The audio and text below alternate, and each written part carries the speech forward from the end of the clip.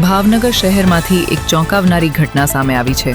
સગીરાને ગિફ્ટની લાલચ આપી દુષ્કર્મ આચરવાના મામલે બોરતળાવ પોલીસ મથક ખાતે ફરિયાદ નોંધાઈ છે। પોલીસે પોક્સો સહિતની ગંભીર કલમો હેઠળ ગુનો નોંધી આરોપીની ધરપકડ કરી આગળની કાર્યવાહી હાથ ધરી છે।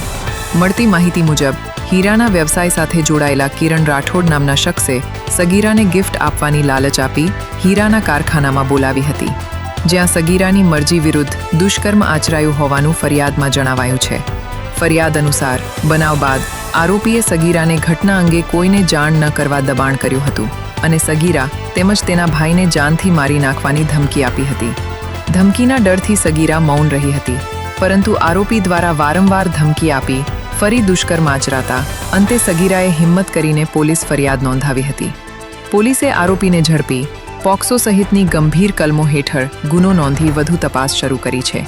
હાલ સમગ્ર મામલે પોલીસ દ્વારા કાયદેસરની કાર્યવાહી ચાલી રહી છે।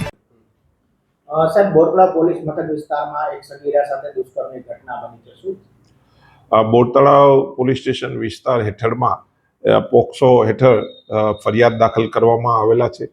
જે ફરિયાદમાં આ કામના જે આરોપી જે છે કિરણ રાઠોડ, તેના દ્વારા આ સગીરાને પોતાના કારખાને બોલાવી અને તેની મરજી વિરુદ્ધ દુષ્કર્મ કર્યાની ફરિયાદ દાખલ કરવામાં આવેલા છે।